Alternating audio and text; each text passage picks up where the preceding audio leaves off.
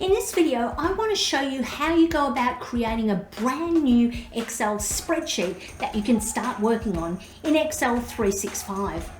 If you go to the File tab at the top, and from there we're going down to New.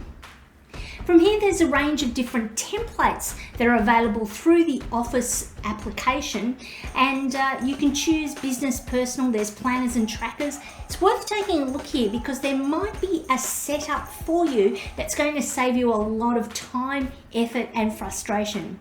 But let's just say you want to start with a blank spreadsheet.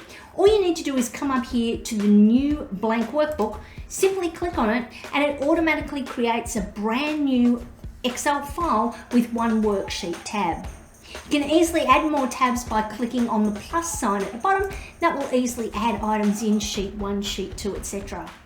So that's how you go about creating a new workbook in Microsoft Excel 365.